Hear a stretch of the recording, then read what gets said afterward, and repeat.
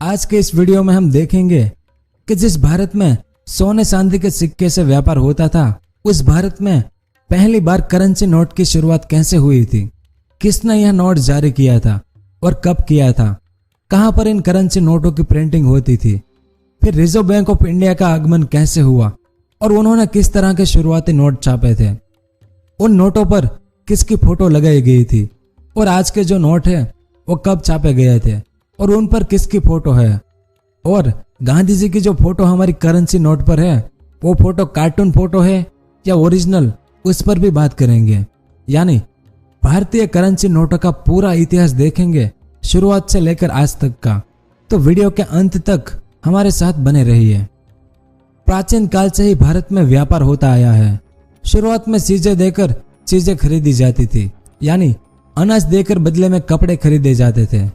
लेकिन फिर आज से करीब 2600 साल पहले सिक्कों की शुरुआत हुई। जैसा कि आप जानते हैं कि रुपए शब्द की उत्पत्ति संस्कृत के शब्द रुपया से हुई है, जिसका मतलब होता है सही आकार और मुहर लगा हुआ मुद्रित सिक्का। और बहुत लंबे समय तक यह सिक्के हमारे चलन में रहे, करीब 17वीं शताब्दी तक। लेकिन जब यूरोपीय कंपनियां व्यापार के लिए भारत में आई, तब उन्होंने अपनी सहूलियत के लिए यहाँ निजी बैंक की स्थापना की और फिर इसके बाद से ही चांदी और सोने की मुद्रा की जगह कागजी मुद्रा का चलन शुरू हो गया। और भारत की सबसे पहली कागजी मुद्रा कलकत्ता के बैंक ऑफ हिंदुस्तान ने साल 1770 में जारी की थी और भारत की यह पहली कागजी मुद्रा 91 सालों तक चली, यानी साल 1861 तक। फिर अंग्रेज सरकार ने कागजी मुद्रा को लेकर कानून बनाया, यानी साल 1861 से पहले ये सारे रुपए राज्यों और ब्रिटिश व्यापारियों के सहयोग से स्थापित बैंकों द्वारा जारी किए जा रहे थे। लेकिन साल 1861 में तत्कालीन ब्रिटिश सरकार ने पेपर करेंसी कानून 1861 बनाया। इसके बाद उन्होंने रानी विक्टोरिया पोर्ट्रेट सीरीज के तहत अपनी कागजी मुद्रा जारी करना शुरू किया।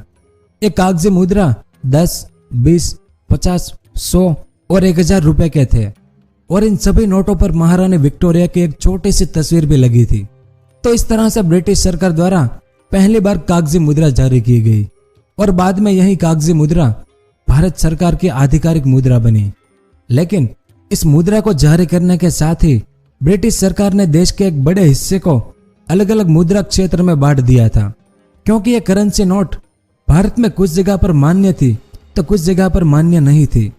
जैसे कलकत्ता, बॉम्बे, मद्रास, रंगून, कानपुर, लाहौर और कराची में मान्य थी।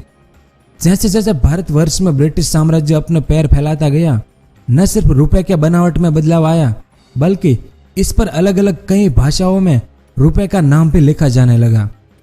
साल 1923 में ब्रिटिश सरकार की कागजी मुद्रा पर किंग जॉर्ज पंचम का चित्र भी छपा। यह चलन आगे चलकर भी बरकरार रहा था। यह थी वो नोट जिस पर किंग जॉर्ज पंचम की फोटो थी। और यहाँ यह जानना भी जरूरी है कि साल 1928 में महाराष्ट्र के नासिक में भारत का पहला प्रिंटिंग प्रेस लगाए जाने के पहले तक सारी कागजी मुद्राएं बैंक ऑफ इंग्लैंड से छपकर आती थी। लेकिन साल 1935 में भारतीय रिजर्व बैंक यानी आरबीआई की स्थापना हुई और अंग्रेज सरकार ने साल 1938 में रिजर्व बैंक को भारत सरकार के नोटों को जारी करने का अधिकार दे दिया था। तब रिजर्व बैंक ने 10,000 रुपए का भी नोट छापा था, जो आजादी तक बरकरार रही थी।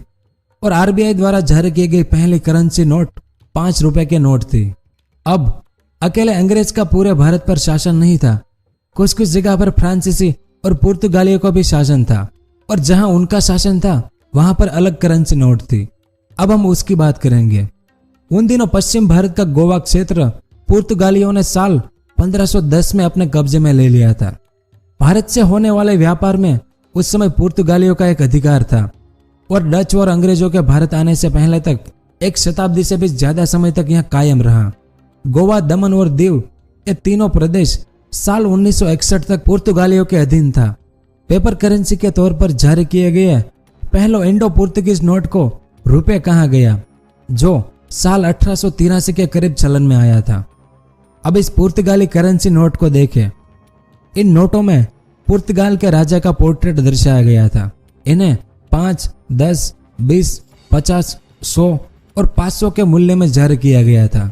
साल 1906 में पुर्तगाल के कब्जे वाले भारतीय इलाकों में पेपर मनी जारी करने की जिम्मेदारी bank of national ultra Merino की थी।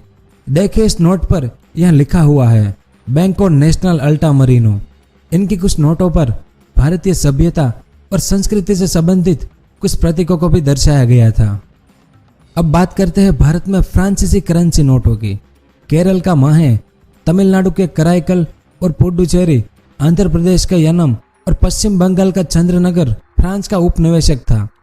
इन फ्रेंच कॉलोनियों में पेपर मनी जारी करने की जिम्मेदारी बैंक ऑफ इंडोचाइन को सौंपी गई थी।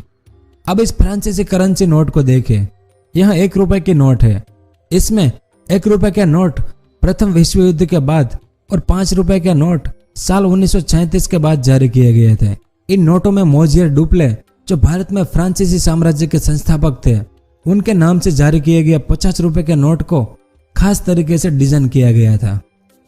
उसके बाद हैदराबाद के निजाम ने भी अपनी करेंसी नोट जारी किए थे, क्योंकि भारत में हैदराबाद एकमात्र ऐसा राज्य था जिसके पास साल 1916 से ही अपनी खुद की पेपर करेंसी थी, जो साल 1952 तक प्रचलन में थी।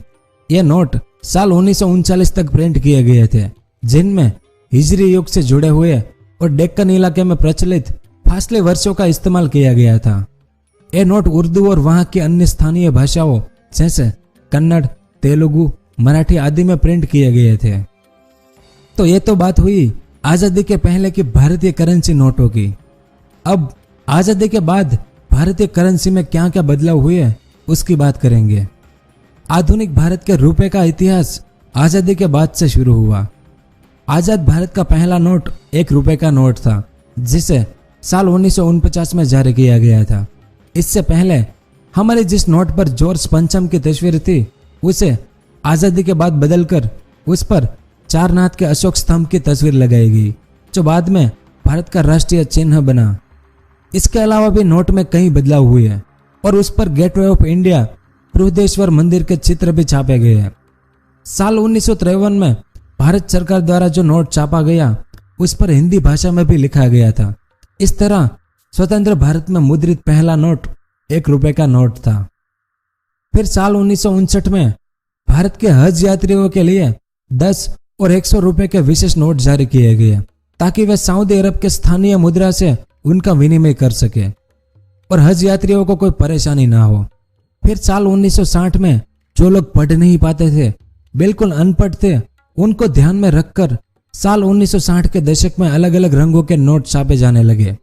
फिर साल 1969 में भारतीय रिजर्व बैंक ने 5 और 10 रुपए के नोट पर महात्मा गांधी की जन्म शती स्मारक डिजाइन वाली श्रृंखला जारी की थी, और यह डिजाइन जो 10 रुपए के नोट पर थी, वो करीब आगे 40 सालों तक चली।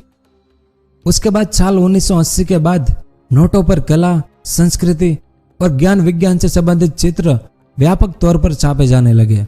इससे पहले कुछ राष्ट्रीय स्मारकों के चित्र छापे गए थे। फिर साल 1981 में 10 रुपए के नोट पर सामने की तरफ सिंह चतुर्मुख का प्रतीक और पीछे की तरफ हमारे राष्ट्रीय पक्षी मोर पर बनी कलाकृति छापी जाने लगी। फिर साल 1983 में 20 रुपए के नोट जारी किए गए, जिसके पीछे की तरफ बौद्ध चक्र बना हुआ था।